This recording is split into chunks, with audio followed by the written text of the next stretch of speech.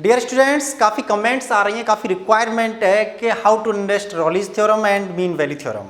बहुत ही सिंपल है, बहुत ज़्यादा सिंपल है, कोई खास नहीं है, बस आप थोड़ा सा माइंड ओपन कर लीजिए, कंसंट्रेट कर लिए अपने माइंड को। रॉलीज थ्योरम होती है, रॉलीज थ्योरम कब एप्लीकेबल होगी?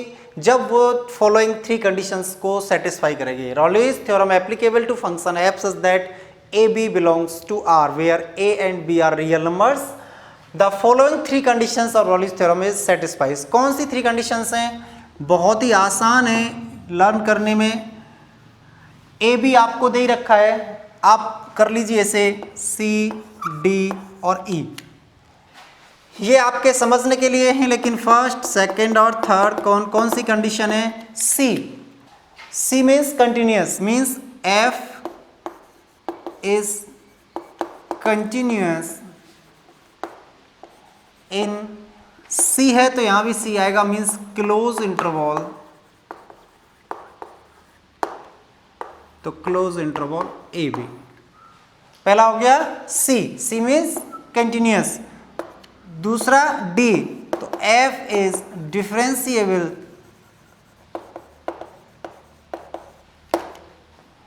इन ओपन इंटरवल।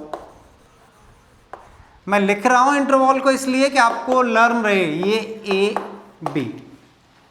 तीसरी चीज जो होगी E, means equality, means function of A equal to function of B. तब उन्होंने कहा देन देयर एग्जिस्ट्स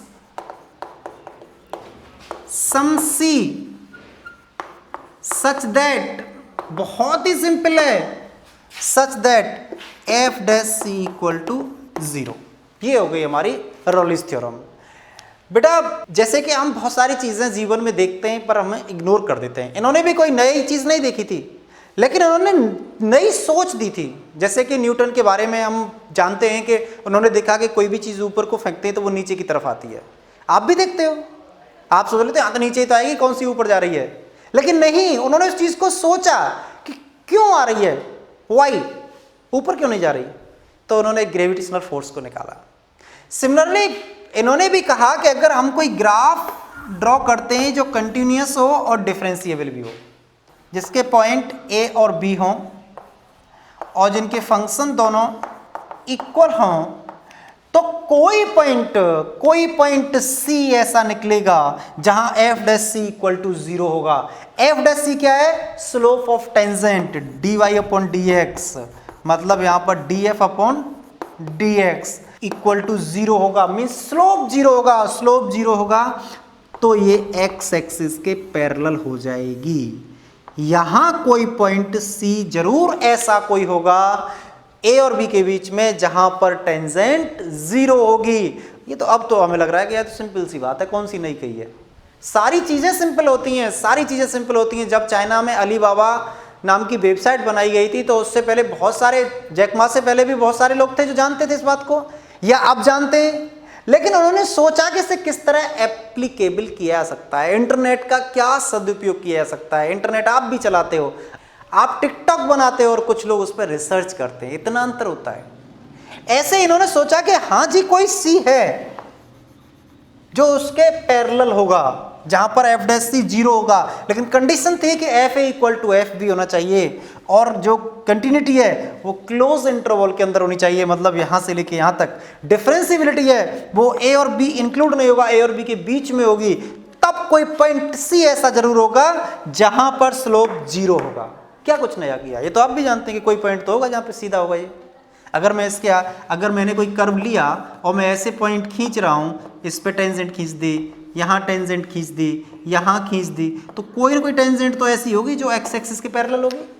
आप जानते हो, जानते थे, लेकिन रॉलीज ने थ्योरम दी इस चीज पे, क्योंकि उन्होंने सोचा कि इसे रिप्रेजेंट कैसे किया सकता है, इसे सिस्टमेटिक ढंग से किस तरह कहा जा सकता है, और रॉलीज थ्योरम फेमस हो गई। और आप लोग इससे बहुत डरते हो कि जी 5.8 चैप्टर है, रॉलीज थ्योरम बहुत टफ है। कुछ नहीं है, सिंपल से 3 स्टेप हैं, सिंपल सा 3 स्टेप है। सी डी ई आपको सीखना है, आपको ए से लेके ई तक सीखना है, ए से लेके जेड तक भी नहीं, A B C D E, A B C D और ई, हो गई रॉलीज थ्योरम।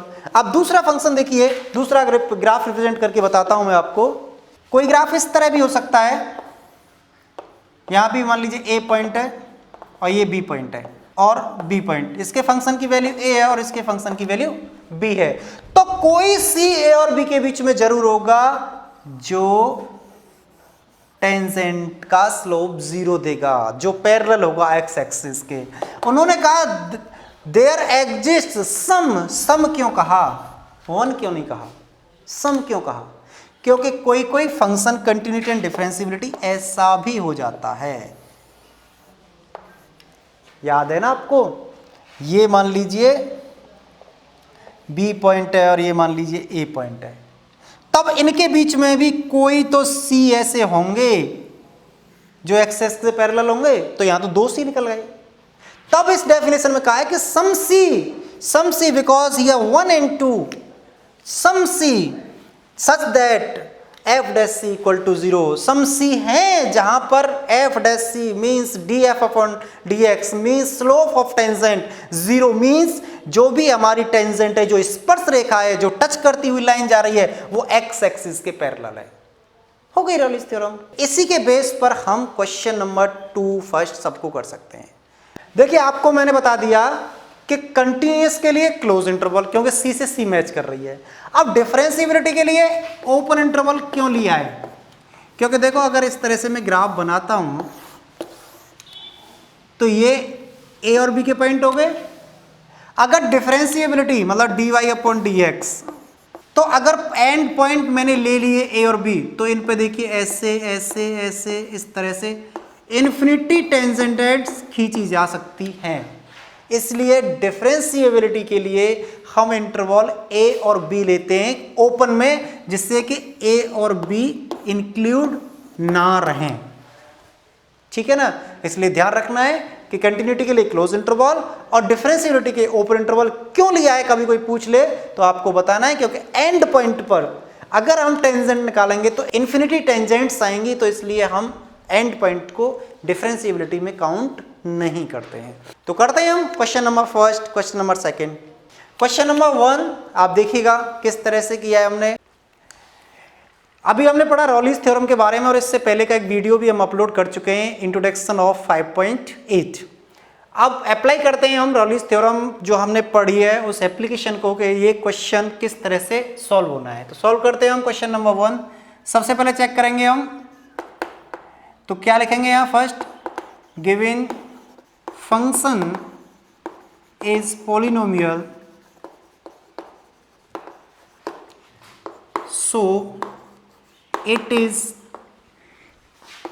continuous in, देखो C आ रही है तो इंटरवल कैसा होगा, क्लोज, इन क्लोज इंटरवल -4 और 2। C से पता चल जाएगा कि ये क्लोज करना है हमें। और ये क्वेश्चन हम सॉल्व कर चुके हैं एक्सरसाइज 5.1 में कि every polynomial equation is continuous. ठीक, अब देखिए सेकंड चीज हम चेक करेंगे, पहले इसका डिफरेंशियल कीजिए, तो F dash X equal to क्या आएगा, 2x + 2। इसका मतलब डिफरेंशियल हो रहा है, सो f इज डिफरेंशिएबल। अब बेटा तीसरी चीज देखो, ए बी तो ये दे ही रखे हैं आपको, C means continuous, D means differentiable. अब तीसरी चीज बची E, C D E means equality. तो चेक करते हैं, फंक्शन ऑफ -4 इक्वल टू देखिए 16 - 8 equal to 0 and function of 2 की वैल्यू निकालेंगे तो 4 + 4 - 8 इक्वल टू 0। तो इसका मतलब ये हो गया function of -4 equal to function of 2। तो इट मींस ये रॉलिन्स थ्योरम को वेरीफाई कर रहा है। देन देयर एग्जिस्ट्स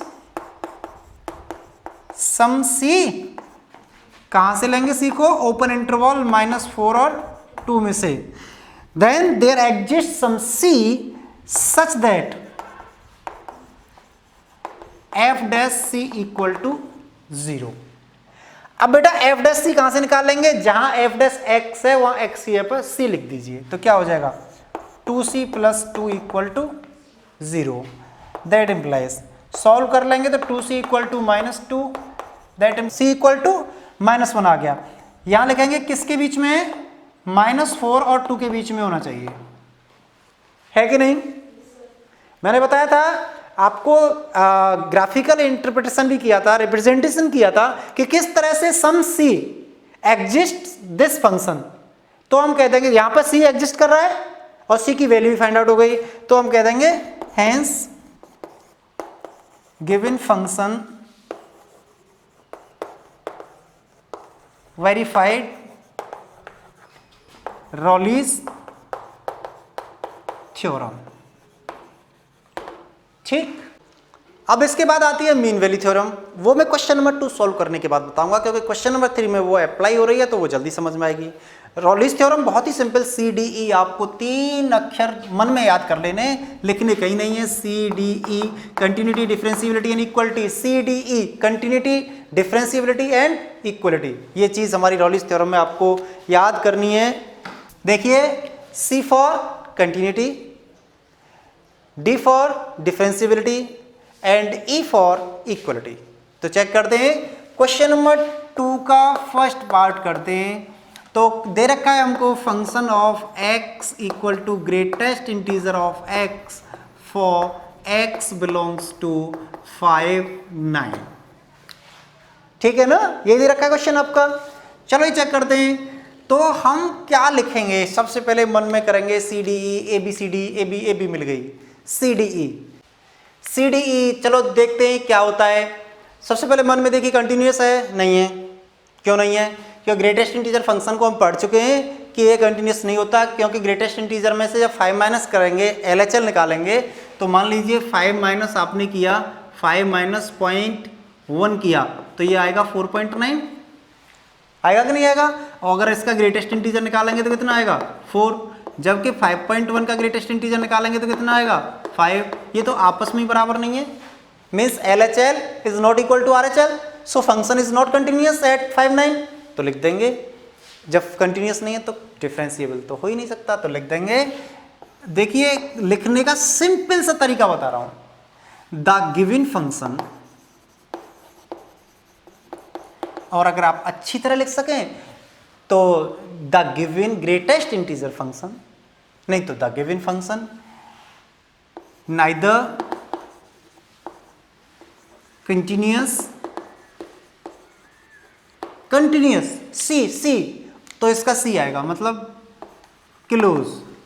AB की मतलब यहां पर 5, 9, समझ में आ रहा है। कंटिन्यूअस मतलब close, neither continuous in 5, 9 nor differentiable. बिल्कुल बहुत सिंपल का तरीके से बता रहा हूं, डिफरेंशिएबल इन ओपन इंटरवल 5, 9। ठीक है ना, ये दो चीज क्लियर हो गई। Now function of 5 equal to देखना कितना आएगा, 5 आएगा, and function of 9 equal to कितना आएगा, 9 आएगा, क्योंकि ग्रेटेस्ट इंटीजर 9 की वैल्यू क्या होगी, 9 ही तो होगी। तो here function of 5 is not equal to function of 9। तो इसका मतलब ये तीनों कंडीशन को वेरीफाई नहीं कर रहा है, फॉलो नहीं कर रहा है। वैसे भी अगर एक भी कंडीशन रह जाए तभी कह देंगे हम कि ये रॉलीज थ्योरम के लिए एप्लीकेबल नहीं है। एक लाइन लिख देंगे, hence the Rolle's theorem is not applicable to function fx equal to greatest integer of x for, जैसा आपको दे रखा है, for x belongs to 5, 9। Answer हो गया, आ गया ना समझ में। देखो कितना सिंपल है, CDE चेक की हमने और कुछ नहीं किया। C कंटिन्यूअस है, नहीं है, डिफरेंशिएबल है, नहीं है, इक्वल है, नहीं है, सो hence the Rayleigh's theorem is not applicable to the function fx equal to greatest integer of x for x belongs to 5, 9। अरे यहां से तो आपको क्वेश्चन ही उतारना है, अगर बात करें तो। और ये यहाँ लिखना है कि कंटिन्यूस नहीं है, नाइदर कंटिन्यूस नॉर डिफरेंशिएबल। और अच्छी लैंग्वेज में लिखना चाहो तो लिख सकते या ग्रेटेस्ट इंटीजर फंक्शन, नहीं तो गिवन फंक्शन रखोगे क्योंकि बार बार आप कंफ्यूज हो जाओगे किस किस में क्या क्या लिखोगे। तो सीधा साधा given function is not continuous in close interval and not differential in open interval. Close interval के लिए मैंने आपको बताया है कैसे याद रखोगे, सी आ रही है तो क्लोज इंटरवल, ठीक है ना। कंटिन्यूस में सी आ रही है ना तो इसका मतलब सी से मैच करेगा, C means close interval. Now the second part of question number 2 is the similar as the first part of question number 2। देखिए केवल चेंज किया है तो 5 और 9 को चेंज किया। Now third part of question number 2, function of x equal to X square minus 1 for x belongs to 1 2। A और B हो गया, अब C D E means continuity, differentiability and equality. चलो चेक करते हैं क्या करेंगे। Given function is polynomial,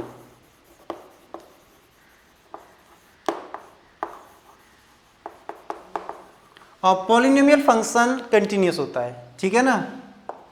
so it is continuous.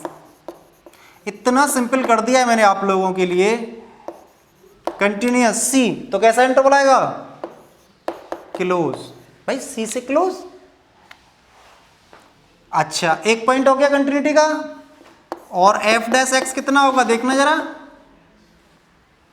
कहां है फंक्शन, इरा 2x। So given function is differentiable. कहां, ए बी यहां क्या है 1 2, ओपन इंटरवल लगेगा, कंटिन्यूस के साथ क्लोज लगता है और डिफरेंशियल के साथ ओपन इंटरवल लगता है। अभी हमें क्या और चेक करना है कि फंक्शन ऑफ 1 की वैल्यू कितनी आ रही, देखो 1 स्क्वायर माइनस 1 इक्वल टू 0, और फंक्शन ऑफ 2 की वैल्यू कितनी आएगी 2 स्क्वायर माइनस 1 इक्वल टू 3। तो function of 1 is not equal to function of 2। तो ये तो नहीं है एप्लीकेबल रॉलिस थ्योरम के लिए, ये एप्लीकेबल नहीं है, बल्कि रॉलिस थ्योरम एप्लीकेबल नहीं है इसके लिए। तो हम कह देंगे hence Rolle's theorem is not applicable to the function. जो भी आपको क्वेश्चन में दे रखा है वो एज इट उतार दीजिए। Function of x equal to X square minus 1 for x belongs to 1 2। ठीक है ना, समझ में आ गई। बहुत सिंपल है, कुछ भी नहीं है। और कितनी अच्छी सर्च की रॉलिस ने, जो हम सब देख पाते हैं, आंखों से देखते हैं, समझ भी पाते हैं, लेकिन उसे कोई थ्योरम का रूप नहीं दे पाए, लेकिन उन्होंने दे दिया। तो ये चीज़ें होती हैं आदमी के अंदर, जो आदमी को बहुत आगे तक ले जाती हैं कि वो नया क्या कर पाता है, वो क्या सोच पाते हैं जो लोगों से हट के सोचते हैं। कुछ लोग वो होते हैं जो पद चिन्हों पर चलते हैं, और कुछ लोग वो होते हैं जो पद चिन्ह बना देते हैं। तो इन्होंने पद चिन्ह बनाए, हम इनके पद चिन्हों पर चल रहे हैं। बेटा क्वेश्चन को गौर से अगर हम देखेंगे, ध्यान से देखेंगे, तो क्वेश्चन में ही थ्योरम बता दिया कि कौन सी यूज करनी है। देखिए कहा है कि f such that -5 tends to r is differentiable. Differentiable इसका मतलब कंटिन्यूटी तो होगी। तो फंक्शन कंटिन्यूअस है और डिफरेंशिएबल है। And f dash x does not vanish, मतलब f डैश x कभी फिनिश नहीं होना, means f dash x zero नहीं है, जीरो नहीं है। तो कौन सी हो गई थ्योरम, मीन वैल्यू थ्योरम। और तब प्रूव करना है कि function of -5 equal is not equal to function of 5, क्योंकि इसमें कह दिया कि does not vanish means f dash x is not equal to 0, then we can use the mean value theorem. So solve it. देखिए solution, f is continuous in -5 5 and differentiable in -5। अब देखिए हमने पढ़ा है according to mean value theorem there exists C belongs to -5 such that f dash c equal to function of b की जगह पर हम क्या लिखेंगे यहाँ 5 minus function of -5 equal to 5 minus -5। समझ में आ रहा है? But here given that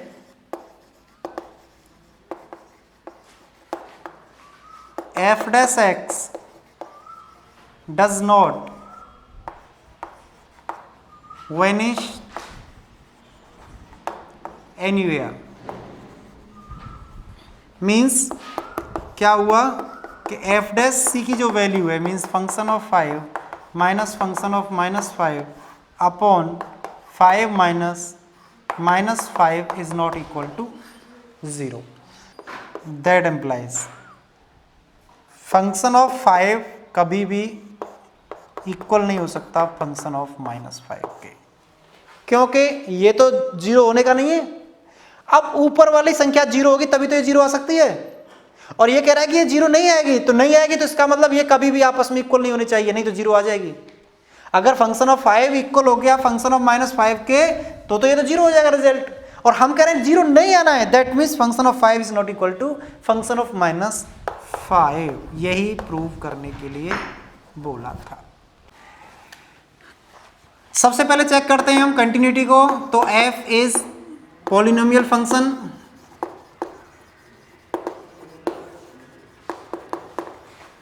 so f is continuous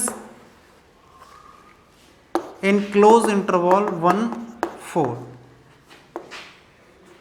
second check कीजिए क्या डिफरेंशियल हो रहा है इसका। हाँ जी हो रहा है, हो रहा है ना, तो कह देंगे f इज डिफरेंशिएबल इन 1 4। ठीक, अब हमें क्या चेक करना है बेटा, according to mean value theorem there exists C belongs to क्या होगी 1 4। ठीक है ना, सच दैट डेफिनेशन याद कर ली तो क्वेश्चन अपने आप हो जाएंगे। f dash c equal to function of b minus function of a, b और a की वैल्यू रख दो, function of 4 minus function of 1 of 4 minus 1। तो क्या आएगा बेटा, फंक्शन ऑफ 4 की वैल्यू अगर हम रखेंगे तो 16 माइनस 3, सही है ना, माइनस है तो ब्रैकेट लगा लेंगे, 1 रखेंगे तो 1 माइनस 4 माइनस 3 अपॉन 3। तो देखो कितना आया ये -3 माइनस 4 और 3 7 माइनस तो प्लस हो जाएगा 6/3। एफ डैश सी की वैल्यू वैसे क्या आएगी बेटा हमारी, देखो एफ डैश सी की वैल्यू हो गई हमारी 2c माइनस 4। हमें तो c की वैल्यू निकालनी है इसकी हेल्प से, तो 2c माइनस 4 इक्वल टू क्या हो गया बेटा हमारा 1, that employees 2c equal to 5। अब इतना तो आप समझ ही लेंगे, 4 को ट्रांसफर किया है तो c इक्वल टू हो गया हमारा 5/2। ये कहाँ बिलोंग करेगा बेटा 1 ऑफ। एक लाइन और लिखेंगे इसमें,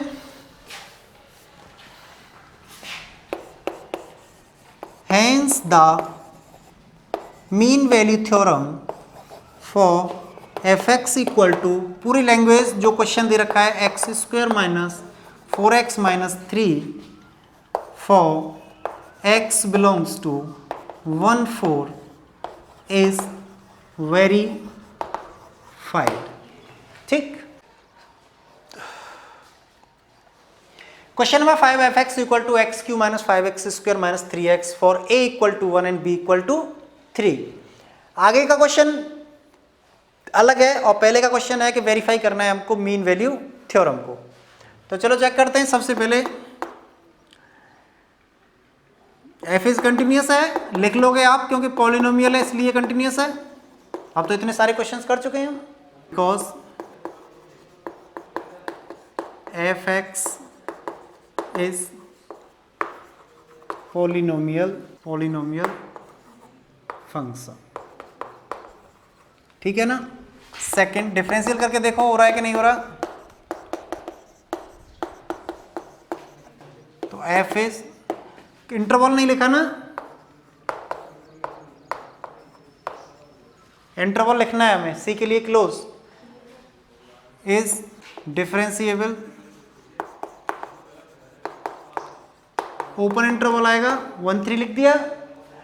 यहाँ यहीं बेटा आप एफ डैश सी की वैल्यू निकाल लिया करो तो उससे फायदा होगा।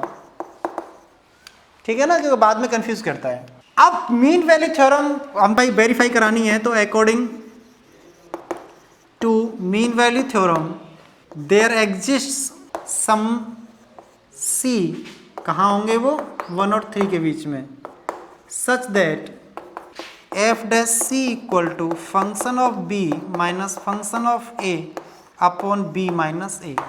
Here a equal to 1 and b equal to 3। Then find the value of function of b means function of 3।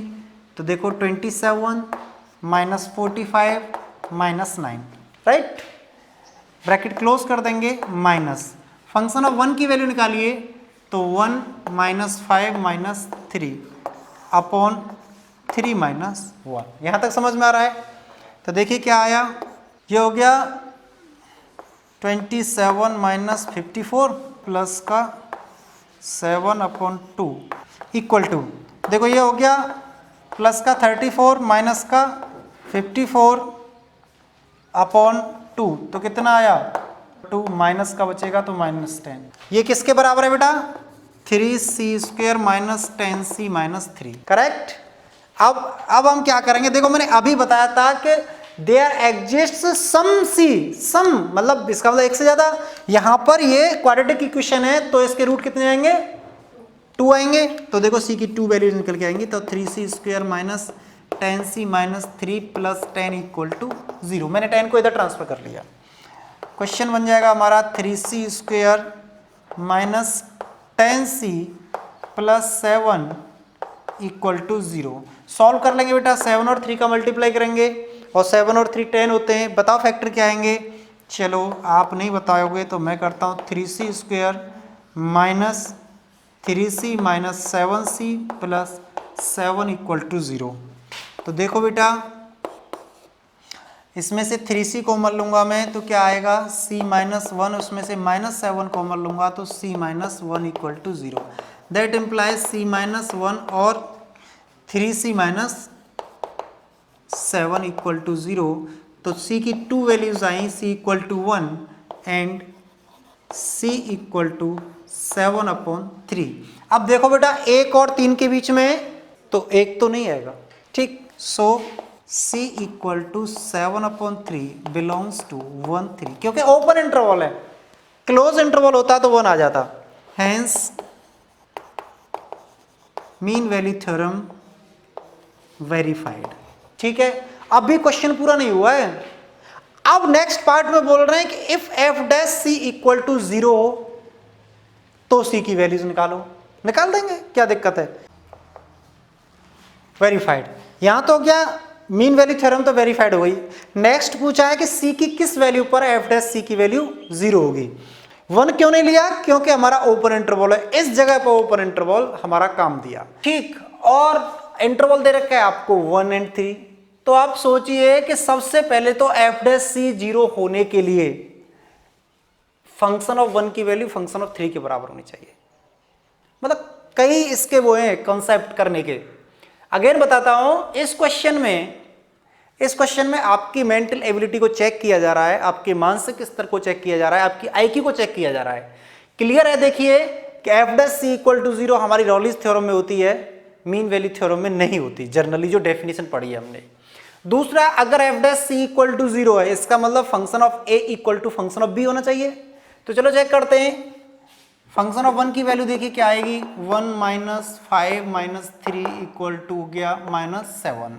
और फंक्शन ऑफ 3 की वैल्यू आएगी 27 माइनस 45 माइनस 9। एटलीस्ट ये माइनस 7 के इक्विवेलेंट तो नहीं है, कुछ भी हो। तो इसका मतलब function of 1 is not equal to function of 3।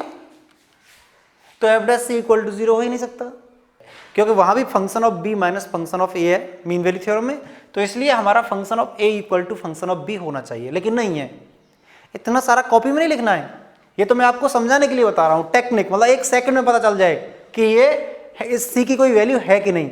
इसका मतलब ऐसी कोई सी नहीं है जो इसे सेटिस्फाई करे, लेकिन फिर भी आपके सेटिस्फिकेशन के लिए चलो मैं एक काम करता हूँ, ये हो गया 3x square minus 10x minus 3, तो इसका मतलब एफ डैश सी आपका हो गया 3c square minus 10c minus 3। Let F dash C equal to 0, तो इसका मतलब हो गया 3c square minus 10c minus 3 equal to 0। अब बेटा हमें c के रूट निकालने हैं, वो c की वैल्यू तो पूछ रहा है, चलो c के रूट निकालते हैं। तो c इक्वल टू क्या हो गया, माइनस बी, माइनस से क्या हो जाएगा plus B, plus minus root B square, B square कितना हो गया 100, भाई b यही तो है, देखो ये जहां से दे लो A X square plus B X plus C equal to 0 से कंपेयर करने पर a इक्वल टू आ गया 3, b equal to minus 10 and c equal to minus 3। Shridhar के फॉर्मूले में पुट कर दीजिए B square minus 4ac, c माइनस 3 है इसलिए ये प्लस हो गया। समझ में आ रहा है यहाँ तक, अपॉन 2 और a, तो देखो क्या हुआ 10 प्लस माइनस रूट 136 अपॉन 6, यही हुआ। देखो 136 का रूट आसान नहीं है निकालना, लेकिन हम अंदाजा कर लेते हैं। 121 का रूट होता है 11 और 144 का रूट होता है 12, तो हम मान लेते हैं कि 11.5 का रूट है, सपोज कर लेते हैं नियरली अबाउट 11.5। तो c इक्वल टू देखो 10 प्लस माइनस 11.5 अपॉन 6। अब बेटा यहां पर अगर मैं नेगेटिव पॉजिटिव लेता हूं तो ये कितना आएगा 21.5 अपॉन 6, इसका मतलब 3 पॉइंट समथिंग, और 3 तो यहां तो 3 भी इंक्लूड नहीं है, 3 पॉइंट की बात तो अलग है। या c इक्वल टू क्या आएगा अगर माइनस लेता हूं तो minus 1.5 upon 6, that is negative, ये भी हमारे इस इंटरवल में नहीं है, इसलिए हम लिख देंगे कि देयर इज, एक लाइन लिखनी है आपको, यहां लिख देता हूं मैं, there is no value of c belongs to 1 3 such that f dash c equal to 0। आगे समझ में। क्वेश्चन नंबर 6 जो इनडायरेक्ट वे से क्वेश्चन नंबर 2 है, तो उसका फर्स्ट पार्ट दे रखा है function of x equal to greatest integer of x for x belongs to 5 9। देखिए बेटा मीन वैल्यू थ्योरम के लिए 2 ही स्टेटमेंट काफी हैं, मतलब 2 कंडीशन को चेक करना काफी है, तीसरी तक पहुंचो या नहीं पहुंचो। पहली कौन सी है, कंटिन्यूटी, और दूसरी डिफरेंशिएबिलिटी। तो देखो हम पढ़ चुके हैं, ये एक्सरसाइज 5.1 में क्वेश्चन किया है हमने कि ये कंटिन्यूअस नहीं है, और कंटिन्यूअस नहीं है तो डिफरेंशिएबल भी नहीं हुआ। तो द कैसा फंक्शन है, greatest integer function is not continuous, continuous सी तो कैसा है इंटरवल होगा, चलो मैं लिख देता हूं अब की बार, इन क्लोज, क्लोज होगा ना, सी का मतलब सी का मतलब यहां पे क्या है कंटिन्यूअस, और कंटिन्यूअस है तो क्लोज इंटरवल। ये याद करने की चीज है, याद करने की नहीं, याद रखने लायक चीजें हैं। क्लोज इंटरवल कैसा, ए की जगह पर यहाँ क्या है 5 और बी की जगह पर 9, नाइदर, यहां पर इज नॉट की जगह पर क्या यूज वर्ड कर लो, नाइदर, उससे फायदा क्या होगा, यहाँ नॉर लग जाएगा, नहीं तो 2 बार में कर दीजिए, इज नॉट कंटिन्यूअस, फिर अगेन लिख दीजिए the greatest integer function is not differentiable. एक ही वर्ड में लिखना चाहते हो, एक ही सेंटेंस में, तो नाइदर और नॉर का प्रयोग कर लीजिए, पढ़े लिखे हो कोई दिक्कत नहीं है। नॉर डिफरेंशिएबल इन कैसा इंटरवल होगा, क्यों होगा, क्योंकि अगर ए और बी को इंक्लूड कर लिया तो उस पर इन्फिनिटी टेंजेंट लाइंस खींची जा सकेंगी, तो इसलिए ओपन इंटरवल लेके चलते हैं 5 और 9। अब इसमें function of A equal to function of B check करने की जरूरत नहीं है, डायरेक्ट लिख दीजिए, हैंस मीन वैल्यू थ्योरम पूरी लिख दीजिए, छोटा छोटा लिख रहे हो तो कोई दिक्कत नहीं। Mean value theorem is not applicable to function fx equal to greatest integer of x for x belongs to 5 9। हो गया, यही तो आंसर है। अब बेटा क्वेश्चन नंबर 2 का सेकंड पार्ट मीन्स 6 का सेकंड पार्ट यही कर दूंगा, सब कुछ यही है, केवल इंटरवल बदल गया है। क्या हो गया है? -2 और 2, तो बस जहां भी 5 9 आ रही है वही -2 और 2 कर दीजिए। आपको थोड़ी ऐसे मिलेगा कि आपका जो क्वेश्चन आएगा वो ऐसे थोड़ा आएगा कि ऐसे साफ करोगे फिर लिख दोगे, आपको तो पूरा लिखना है, लेकिन मैंने दोबारा मेहनत करने की वजह से ये पूरा क्वेश्चन कर दिया। अब यही क्या है, यही आपका रॉलिंस थ्योरम के लिए सॉल्यूशन हो जाएगा, बट उसमें एक लाइन और बढ़ानी पड़ेगी कि function of A function of B के इक्वल है कि नहीं है। तो जब हम मीन वैल्यू थ्योरम या रॉलिंस थ्योरम को चेक करेंगे तो ये तो belongs to 1 to close interval ही होगा। चलो बेटा चेक करते हैं, मीन वैल्यू थ्योरम की बात चल रही है। देखिए function of x polynomial function है, तो सबसे बढ़िया बात यहां लिख लीजिए द गिवन फंक्शन, ये वर्ड बढ़िया रहेगा, the given function is polynomial function. और जब हमने कंटिन्यूटी एंड डिफरेंशिएबिलिटी की थी तो उसमें इस क्वेश्चन को किया था कि every polynomial function is continuous function, किया था ना। तो so F X is continuous in close interval 1 2। चलो एफ डैश एक्स निकालना है, कितना आएगा, इसका मतलब डिफरेंशियल हो रहा है, तो लिख देंगे एफ इज डिफरेंशिएबल, कुछ नहीं है, बहुत ही सिंपल है, डिफरेंशिएबल इन कैसा इंटरवल, ओपन। ठीक, अब चेक करना है कि function of A equal to function of, अब सी डी हो गई चेक, अब क्या होगा आई कौन से में चेक करना है, रॉलिंस में, और आई कौन से में चेक करना है, एनडीटी में। आई मींस इनइक्वालिटी। अब फंक्शन ऑफ 1 की वैल्यू को चेक करते हैं तो कितना आएगा, 1 square minus 1 equal to 0। And function of 2 की वैल्यू को चेक करते हैं तो कितना आएगा, 2 स्क्वायर माइनस 1 इक्वल टू 3।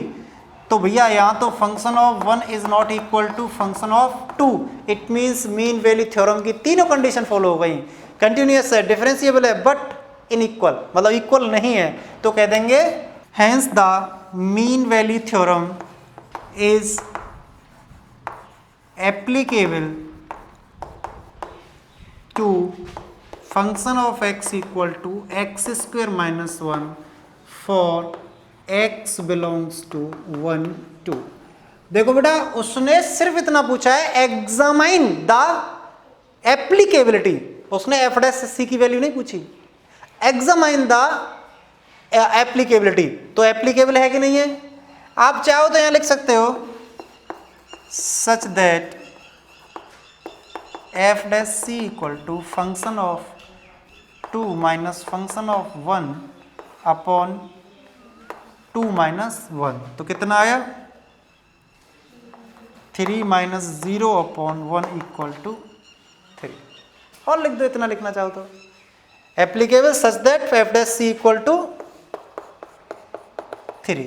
लेकिन उन्होंने पूछा नहीं है, आंसर यही हो गया, उन्होंने पूछा है कि एप्लीकेबिलिटी को एग्जामाइन करना है, वैल्यू नहीं निकालनी है। लेकिन अगर क्वेश्चन और आगे होता, वैल्यू निकालने की बात होती, तो हम यहां तक भी इसे कर सकते थे, राइट। तो बेटा इस तरह से आपका क्वेश्चन नंबर 5 6 सब हो गए और आपकी एक्सरसाइज 5.8 कंप्लीट हो गई, जिससे आपको बहुत डर लग रहा था वो बहुत सिंपल कर दी मैंने। लेकिन आपको वीडियोस को बहुत ध्यान से देखना पड़ेगा, ये कोई म्यूजिक ऑडियो नहीं है, म्यूजिक वीडियो नहीं है जो थोड़ा सा देखा फिर छोड़ दिया समझ में आ जाएगा। जो कंसेप्ट है वो कहीं क्वेश्चन के बीच बीच में मैं बता देता हूँ, जो शायद मैं शुरुआत में नहीं बता पाता, क्वेश्चन के साथ साथ बता देता हूँ। तो ध्यान से आप आधा घंटे 20 मिनट जो भी वीडियो है उसे ध्यान से देख लीजिए, आपकी सब समझ में आ जाएगा।